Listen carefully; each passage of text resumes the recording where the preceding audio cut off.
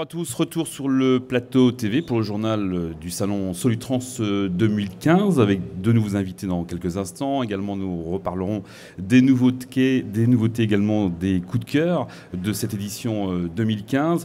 Hier, nous évoquions donc les prix de l'innovation qui ont été remis mardi soir à la CCI de Lyon. Des innovations, des technologies également chez les constructeurs. C'est ce que propose le constructeur MAN, donc qui fête notamment ses 100 ans ici sur le salon Solutrans. Vous allez voir tout de suite ce reportage. Nous sommes ici à Solutrans, c'est un des événements majeurs pour MAN en France. C'est donc l'anniversaire des 100 ans de MAN. 1915 a été l'année de la création du premier véhicule transport de marchandises pour les camions et transport de personnes pour les bus. Donc sur le stand, nous avons deux véhicules. Le premier étant le dernier né, le TGX tracteur routier, équipé d'un moteur de 560 chevaux. Et puis à côté, une camionnette créée en 1923. Nous allons co-distribuer avec le groupe Volkswagen donc, un véhicule utilitaire qui va se nommer TGE, qui est donc le dernier né de la gamme et que nous allons officialiser donc à Hanovre lors du salon IAA qui aura lieu donc en octobre prochain. Et nous prévoyons pour cette année un marché autour des 41 000 camions. 41 000 camions au-dessus des véhicules 6 tonnes. Donc c'est un marché qui devrait être autour de 12-13% en croissance versus l'année dernière. Alors sur Solutrans, MAN a choisi de mettre en valeur 6 véhicules cette semaine, avec un en particulier sur cet espace Efficient Connectivity. Ce véhicule s'appelle le véhicule Efficient Line. C'est notre tracteur basse consommation avec un équipement tout nouveau chez MAN qui est le régulateur de vitesse guidé par GPS. Et en ce sens, le camion est connecté. Alors sur Solutrans, nous n'avons pas uniquement des véhicules, mais nous avons aussi des services présentés cette semaine avec, pour aller un peu plus loin encore qu'un régulateur guidé par GPS, le service MAN Coaching qui sera en place dès le 1er janvier 2016, qu'on présente en avant-première cette semaine. C'est le suivi de la consommation des conducteurs en appelant vos conducteurs de manière hebdomadaire ou mensuelle pour surveiller leur consommation et pour améliorer leur niveau de consommation. Pour aller encore au bout de la démarche, MAN présente cette semaine sur Solutrans également le service MAN Service Care. MAN Service Care, qu'est-ce que c'est de manière très simple? C'est de la maintenance anticipée du véhicule, c'est-à-dire qu'on va suivre à quel moment il faut faire votre vidange, à quel moment il faut changer les plaquettes de frein, à quel moment il faut changer les disques. Cette maintenance anticipée, elle va permettre moins d'immobilisation, et moins d'immobilisation, c'est plus d'utilisation de nos véhicules par nos clients. Et donc ça va dans le sens du service qu'on veut apporter à nos clients. MAN présente donc une offre globale avec un produit, l'assistance au conducteur et la maintenance préventive, donc un véhicule totalement connecté. Voilà, retour en plateau ici sur le salon de Solutrans avec deux invités. Étienne Cadet, donc journaliste à l'Official des Transporteurs, et Jean-Philippe Pastre, journaliste au magazine France Route. Alors, c'est pas vraiment une nouveauté, mais toutes les gammes, bien sûr, ont renouvelé leur gamme en Euro 6. La norme anti-pollution donc, est en vigueur depuis janvier 2014. Étienne Cadet, est-ce qu'on peut tirer un premier bilan? Est-ce qu'on a assez de recul pour tirer un premier bilan justement de cette norme anti-pollution Euro 6? La norme anti-pollution Euro 6, bon, tout le monde l'applique, bien sûr, ils peuvent pas faire autrement. Mais on va dire que l'application ne s'est pas faite exactement avec tout à fait les mêmes technologies. Et en fait, il y a trois catégories. Il y a les constructeurs qui utilisent et qui ont recours pour la puissance à le recyclage de gaz d'échappement, ce qu'on appelle EGR, Exhaust Gas Recirculation, et qui leur permet d'abaisser les températures de combustion et de limiter les émissions d'oxyde d'azote. Bien, c'est intéressant, ça provoque aussi un peu plus de particules et ça nécessite d'avoir un filtre à particules qui, de temps en temps, peut rentrer en régénération parce qu'il commence à être un peu encrassé. Bien. À l'opposé, alors on va citer par ordre alphabétique les trois marques qui utilisent cette technologie. Il y a DAF, MAN et Mercedes. En ce qui concerne, alors, à l'opposé, nous avons deux constructeurs qui utilisent uniquement le SCR, l'un sur tous ses produits, c'est Iveco, Alors le SCR, c'est-à-dire simplement le traitement des oxydes d'azote, c'est-à-dire que la combustion se fait, on va dire, dans des conditions optimum, avec des températures qui sont relativement élevées, un bon rendement, mais il fabrique il fabrique beaucoup d'oxydes d'azote. Et ces oxydes d'azote, on les traite à la sortie avec injection d'ammoniac sous forme d'urée. C'est l'histoire de la Deblue. Très bien. Et Scania, donc constructeur, suédois, a les deux technologies et il propose même sur certains moteurs le choix entre les deux technologies. Donc on va dire qu'il y a deux constructeurs qui utilisent ça. Les deux autres, c'est le groupe Volvo, c'est-à-dire Renault et Volvo. Et là, alors, ils utilisent un EGR, oui, mais pas pour la puissance. Ils travaillent, on va dire, dans les mêmes conditions de fabrication des NOx relativement importants, qu'ils traitent à la sortie. Simplement, ils ont quand même un EGR, mais qui sert essentiellement à avoir un meilleur fonctionnement du filtre à particules, notamment quand il y a des faibles charges. Donc, ils sont théoriquement EGR, mais dans la pratique, leur moteur fonctionne en SCR pur. Est-ce qu'on peut dire aujourd'hui qu'un véhicule qui sort donc de production, d'usine, bien sûr Euro 6 par obligation avec la loi, ne pollue plus? Il atteint... Bon, c'est intéressant quand on voit les graphiques qui montrent l'évolution en 20 ans des émissions des principaux polluants, c'est-à-dire les particules et les oxydes d'azote. On ne sait plus faire figurer sur le même schéma l'évolution, puisque dans l'état actuel, on a un espèce de petit point microscopique autour de zéro, alors qu'on avait auparavant des valeurs qu'on pouvait chiffrer. On est descendu à 80, dans certains cas, à 97% en dessous. On a moins 97% sur les oxydes d'azote, par exemple, par rapport à Euro 0 ou Euro 1. Alors on peut parler de l'actualité également avec une réglementation à venir sur l'Euro 6 concernant le transport de matières dangereuses aussi. Alors ça va se compliquer un peu plus dans les mois à venir. Alors là, c'est quelque chose qui n'est pas encore très clair, mais dans l'évolution du transport des matières dangereuses, la réglementation qu'on appelle ADR, il y a une notion qui est en train de se mettre en place, ou tout au moins qui est en discussion, qui est la dangerosité potentielle de la régénération justement du filtre, la régénération du filtre à particules, c'est-à-dire on va dire la régénération active, déclenchée automatiquement parce que le moteur commence à perdre de la puissance, parce que le filtre est un peu trop encrassé. Et cette régénération, qui nécessite que le véhicule soit arrêté, dégage une quantité de chaleur et une température très élevée. Et dans certains sites, les responsables de cette réglementation sur les matières dangereuses commencent à se poser les questions et se demandent s'il n'aurait pas intérêt à éviter la régénération active, c'est-à-dire que ça va poser des problèmes aux gens qui utilisent le GR à forte dose. Donc à suivre. Dossier à suivre. C'est à suivre. Jean-Philippe Pastre, on va en parler. On en parlera de ça. Jean-Philippe Pastre, vous êtes penché dans le magazine France Route, dans l'édition, le numéro de ce mois-ci, sur l'après Euro 6. On en parle beaucoup d'interrogations. Et on parle beaucoup également de l'après de la disparition du diesel. Qu'en est-il pour les véhicules industriels? Alors, avec l'Euro 6, il y a une évolution qui va venir en 2017, qui est Euro 6 C, qui inclut le calcul des émissions d'ammoniac en sortie de catalyseur d'Enox.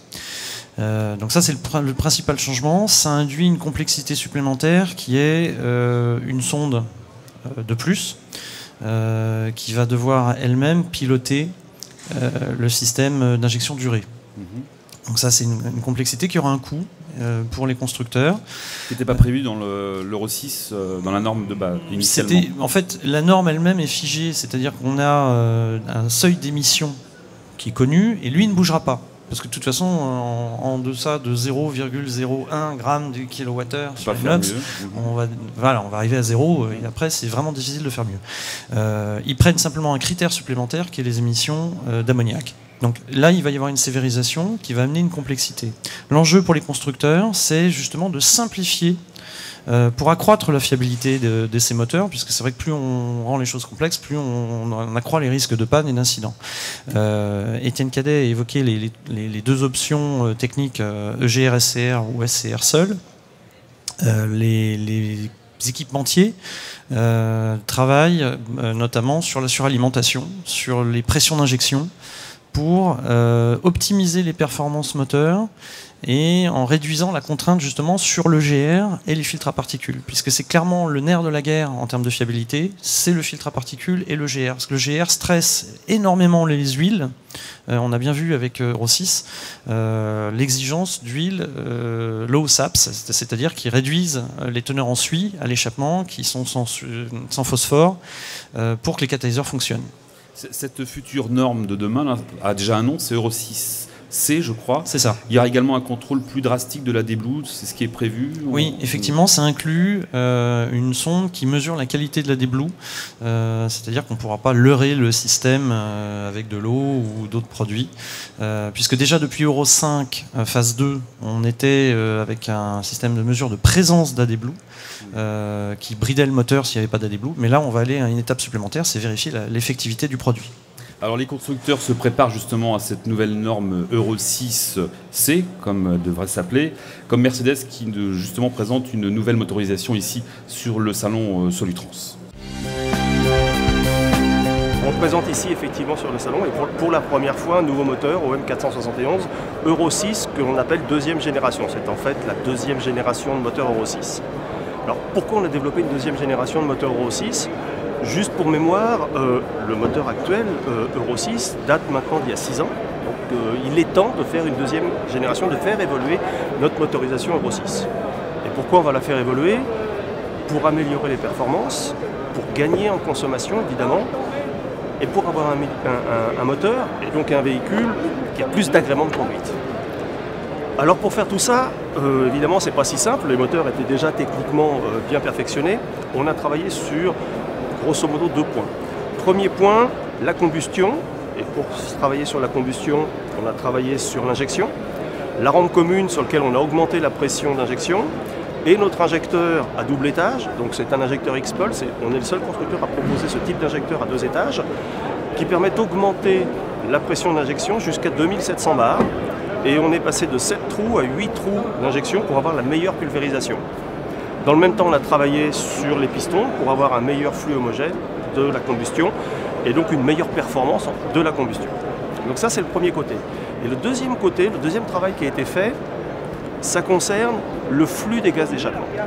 Ce flux des gaz d'échappement, on l'a travaillé de manière assez approfondie avec un turbo-compresseur asymétrique développé par Mercedes, produit par Mercedes, qui est très spécifique à ce moteur, plus un circuit EGR et une vanne EGR qui est breveté et qui est tout nouveau sur ce type de véhicule qui permet d'optimiser les flux. On va avoir un moteur qui est en fait un moteur 6 cylindres qui est composé de 2 fois 3 cylindres. Les 3 premiers cylindres, le circuit des gaz d'échappement va aller directement dans le turbocompresseur, dans la plus grande chambre, pour donner une grosse suralimentation. La deuxième partie, les 3 autres cylindres, vont aller tantôt dans le circuit EGR, tantôt dans le turbocompresseur, pour soit donner de la suralimentation, donc plus de couple, et on va l'utiliser à bas régime notamment, soit aller réduire la pollution à travers le circuit EGR. La grande nouveauté, c'est cette vanne EGR, développée par Mercedes, qui est une valve qui bouge et qui permet en continu de faire varier le flux de gaz d'échappement d'un côté ou de l'autre. Donc on optimise la pollution, on optimise le couple. Au bout du compte, qu'est-ce qu'on a gagné ? On a gagné un couple moteur maximum qui est disponible 200 tours plus bas, c'est-à-dire que dès 800 tours minute, on a le couple maxi qui est disponible. Et qui est également disponible 80 tours plus haut, c'est-à-dire qu'on a une plage de couple qui est 280 tours minute plus large que la précédente génération de moteur. Du coup, en exploitation, qu'est-ce que ça donne ? On va sur un faux plat, par exemple, pouvoir avaler largement le faux plat sans être obligé de changer de vitesse, et du coup, on va gagner en consommation. On va avoir un moteur qui va mieux reprendre et on va avoir un agrément de conduite associé au fait qu'on a optimisé aussi, compte tenu de ce couple moteur, le calculateur de changement de vitesse de la boîte automatisée, un meilleur agrément de conduite, meilleure vitesse moyenne, et moins de consommation, puisqu'on arrive à gagner jusqu'à 3% de consommation. Le travail demain, c'est pas d'aller dans une direction d'un Euro 7 ou autre, puisqu'on arrive vraiment aux limites du mesurable en termes de pollution, c'est de travailler sur le CO2. C'est l'objectif qui a été fait ici, puisqu'on a un gain considérable de CO2 et on est globalement à plus de 3% de gain de CO2 sur ce moteur. Voilà, nous aurons l'occasion d'y revenir, donc, notamment sur cette nouvelle prochaine norme, l'après Euro 6. Retour sur les prix de l'innovation.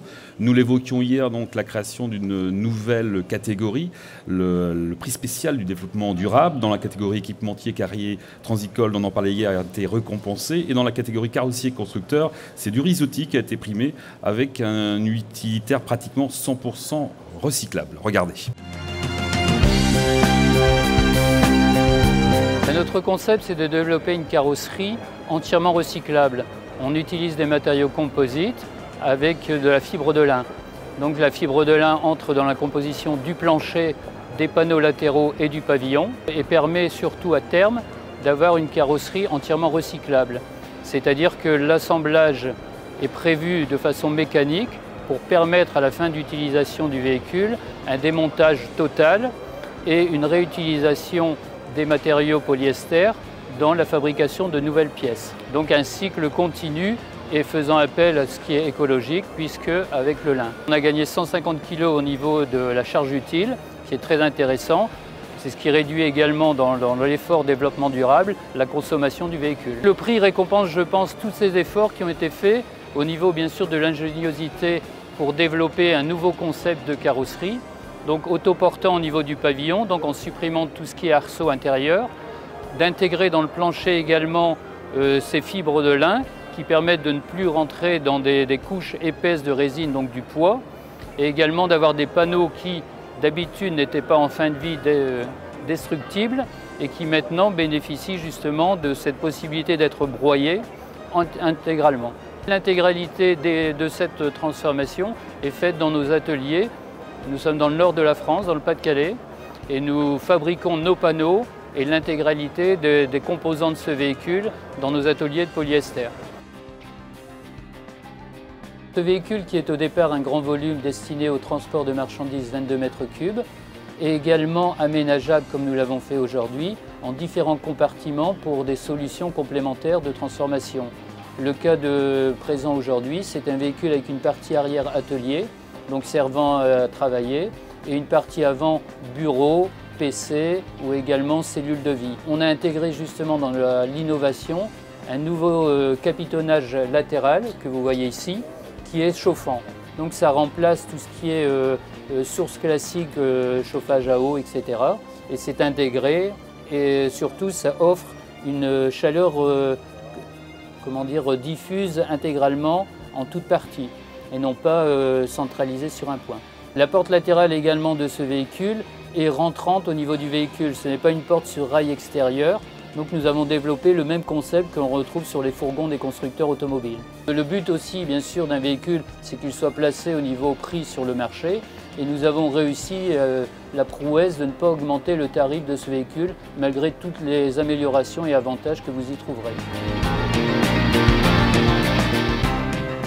Retour sur le plateau TV pour le journal Solutrans 2015 avec un invité, Philippe Auquier, bonjour. Bonjour. Alors vous dirigez CET, qui est le cabinet conseil énergie et transport, qui est donc à l'origine, entre autres, du site Fairfuel. On le présentera dans un instant. Voilà, prenez le micro. Vous êtes devenu donc on peut dire un spécialiste de la gestion du poste carburant, qui reste quand même très important au sein d'une entreprise de transport aujourd'hui. Ah oui, en effet, parce que en dépit de la baisse des cours du carburant, le poids du gazole dans le prix de revient kilométrique d'un transporteur, ça reste aujourd'hui entre 23 et 25%, ce qui est quand même considérable. D'où la nécessité de trouver des solutions. Alors justement, en solution, vous avez créé notamment, entre autres, le site Fairfuel. On peut en parler, c'est une plateforme de courtage en ligne, on peut le résumer comme ça? Oui, c'est une plateforme de courtage en ligne qui met en relation en fait des consommateurs professionnels de carburant avec des fournisseurs de carburant.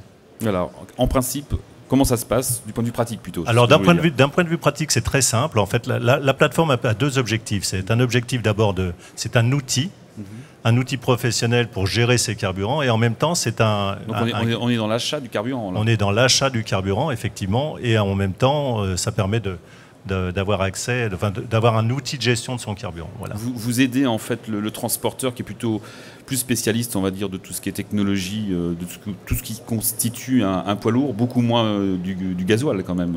Oui, même si c'est quelque part c'est leur profession, ça devrait être leur profession, effectivement le gasoil. Mais non, ce que j'amène, c'est les meilleures pratiques. J'ai passé une grande partie, c'est l'expertise que j'ai acquise chez les pétroliers. Et effectivement, je la remets donc au service des transporteurs à travers cet outil, qui est un outil d'optimisation en fait. Alors, les mesures gouvernementales en matière de gasoil, on les connaît là depuis quelques mois, qui changent énormément. Et est-ce que vous pensez que ces mesures ne jouent pas les troubles faits, notamment? Parce que bon... On pourrait penser qu'il y a plusieurs troubles faits. On pourrait imaginer que la baisse des cours du gazole met moins de pression sur le carburant, mais comme je viens de le dire, 23-25% du prix du carburant, ça reste élevé. Les mesures du gouvernement vont faire remonter, puisqu'on est déjà, on va être à 4 centimes, donc grosso modo, les fameux 4 centimes. Les fameux 4 centimes du litre de gazole, donc ça remet encore un peu de pression sur ce prix-là, et c'est un élément de compétitivité pour les transporteurs. Maîtriser son poste gazole, c'est maîtriser sa compétitivité. Vos clients, ce sont des petits, des gros transporteurs? Parce qu'on aurait tendance à penser que pour le plus petit transporteur, c'est plus difficile à négocier des prix de gasoil. Alors justement, c'est une fausse idée. C'est une excellente. Non, c'est pas du tout une fausse idée. On a lancé la plateforme il y a 6 mois environ. On s'adresse aussi bien à des transporteurs. Enfin, il faut que tous aient une cuve. Il faut que tous soient capables d'acheter en vrac leur gazole. Au sein de l'entreprise. Au sein de l'entreprise. Mais j'ai des adhérents qui ont 12, 15 camions, et j'ai des adhérents qui ont plus de 600 véhicules. Donc, vous voyez, peu importe, en fait. L'intérêt, c'est la mutualisation des fournisseurs qui permet de bénéficier de toutes les opportunités de marché. Plus on est nombreux, plus on est nombreux, plus on a potentiellement de liens avec des fournisseurs, et plus on arrive à effectivement convaincre ces fournisseurs de venir sur la plateforme, et plus on a de chances de bénéficier de ces opportunités de marché. Donc vos clients, ce sont des transporteurs, des groupements de transporteurs? Alors, on a des transporteurs. Nous venons de signer un accord avec une coopérative extrêmement importante et bien connue dans le métier, qui est la STR. Donc c'est une coopérative qui a plus de 600 coopérateurs, donc des gens qui sont effectivement partie prenante. Souvent des PME de tailles différentes, et qui sont très impliqués effectivement dans tous ces points-là, qui se regroupent pour acheter au mieux. Comment voyez-vous l'arrivée des solutions alternatives comme le gaz? On en parle beaucoup, notamment sur le salon cette année. Oui, j'ai passé un peu de temps là-dessus, parce que dans le cadre de mes activités de conseil et d'expertise, j'ai été questionné par certains de mes clients sur l'intérêt du gaz. Alors aujourd'hui, donner un avis sans dire de bêtises sur le gaz, c'est un peu compliqué. Mon sentiment, c'est que aujourd'hui, avec la baisse des cours du pétrole, l'intérêt du gaz réside dans la fiscalité qui est extrêmement basse et qui, a priori, est figée jusqu'en 2017. Qu'est-ce qui se passera au-delà? On verra. Je pense qu'il y a encore des étapes à franchir pour que le GNL se développe, notamment chez les constructeurs, pour offrir des véhicules qui soient, une gamme de véhicules plus large. Après, on verra si le gaz résiste à l'arrivée d'autres alternatives comme l'hydrogène ou comme ce genre de produits. Philippe Auquier, merci. Je vous en prie, c'est moi qui vous remercie. Alors, on parlait du carburant, du gasoil, qui est devenu, vous le savez, donc une marchandise de valeur, et les vols de carburant se multiplient déjà depuis quelques années. L'antivol carburant existe déjà sur le marché, et il se nomme, donc il s'appelle Protect Fuel. Regardez en image. L'utilisation de ce concept consiste à mettre en place un bouchon communicant qui va être un bouchon fixé sur le réservoir. Donc, vous noterez qu'on peut l'enlever facilement quand on change de camion, à la fin d'un crédit bail par exemple. Donc ce bouchon va permettre le remplissage avec un système anti-siphonnage dans ce bouchon. Ce bouchon est équipé d'une connexion sans fil, et nous allons ensuite traiter l'information à partir d'un boîtier de télématique embarqué de la marque Quantique, une marque française. Et nous allons donc traiter toute cette information sur ce logiciel Protect Fuel, qui est un logiciel qui permet de traiter des alertes en télésurveillance. Des alertes ouverture, fermeture non autorisées, quand un camion n'a pas lieu d'avoir une ouverture de réservoir, et donc a priori il y a quelqu'un qui vient voler dans le réservoir, ou bien quand on va percer le réservoir et qu'on a un écoulement rapide, et également comme on est Protect Fuel à côté protection, c'est aussi la protection de l'individu. Protection des travailleurs isolés, par exemple, avec une alerte que le chauffeur peut avoir sur lui s'il se fait agresser dans le camion ou à l'extérieur. Le logiciel que nous mettons en place est un logiciel qui permet de géolocaliser un véhicule, d'avoir une alerte si on géolocalise le véhicule dans une zone non autorisée. Par exemple, quand un chauffeur va avoir une ouverture de réservoir hors d'une station-service ou d'un circuit qui était prédéterminé. Par exemple, ici, vous avez des points d'intérêt qui sont fixés sur une carte, où vous avez une éco-conduite ou une géolocalisation avec une carte géographique. Aujourd'hui, on est éditeur de logiciels. On a dans notre logiciel plus de 100 fonctions qui vont de l'alerte directement sur le vol carburant, la télématique embarquée ou, je vous le disais tout à l'heure, la protection des travailleurs isolés. Mais on a aussi d'autres fonctions qui vont venir en appui sur ce logiciel, comme les temps d'arrêt, le temps d'arrêt également quand on a un moteur tournant, pour savoir ce qui se passe également pour un véhicule. Voilà, vous le voyez, de nombreuses solutions, innovations, comme à chaque édition ici sur le salon Solutrans 2015. Marianne Labo, bonjour. Prenez le micro. Voilà. Bonjour. Vous êtes donc chef de projet EFI Trailer chez Michelin Solutions. Alors, on parle souvent de la gestion des tracteurs, donc des camions. On oublie très souvent la gestion des semis. Vous proposez justement ici, Michelin Solutions propose donc une solution de gestion du parc semi-remorque. C'est ça, oui. Je vais vous redonner deux éléments de contexte qui nous ont amenés à concevoir cette solution. Le premier, c'est qu'on a regardé dans tous les tests marché qu'on a pu faire le taux d'utilisation des semi-remorques. Et c'est 25%. Donc ça veut quand même dire que 25% du temps, les semis roulent et donc génèrent du chiffre d'affaires. Et 75% du temps, elles sont immobilisées. Donc on voit bien qu'il y a un potentiel d'optimisation important. Le deuxième chiffre que je veux vous donner, c'est un chiffre qu'on connaît bien, c'est 70% des dépannages pneumatiques ont lieu sur des semi-remorques. Donc dans un monde où les marges sont assez faibles, on voit bien qu'il y a aussi un potentiel d'optimisation sur les coûts. Et donc EFI Trailer, c'est une offre c'est la première offre connectée de Michelin Solutions pour les semi-remorques. Alors, comment ça se passe Donc concrètement, comment ça se passe? Ça se passe sur... donc on installe un boîtier télématique sur la semi-remorque, quelle que soit leur marque, quel que soit leur type, et on installe des capteurs de pression dans les pneumatiques, quelle que soit leur marque aussi. Et donc, ça, ce ne sont que des outils et de la technologie qui nous permettent d'obtenir un certain nombre d'informations. Et donc, grâce à des analystes logistiques, Michelin Solutions, donc c'est une nouvelle fonction que nous avons créée chez nous, ça va permettre d'analyser toutes ces données, la qualité, et de les transformer en un plan d'action qu'on peut mettre en œuvre très facilement pour les transporteurs. Donc une solution présentée ici à Solutrans. C'est la première, oui, donc c'est ici en exclusivité sur Solutrans le lancement commercial de cette nouvelle offre de Michelin Solutions. Et vous ciblez les grands transporteurs, les PME, les TPE? Alors on est sur des flottes d'une centaine de véhicules, quel que soit le type de véhicule, quelle que soit la marque de pneumatique. Donc si j'ai bien compris, la difficulté est de calculer les coûts, en tout cas d'une semi.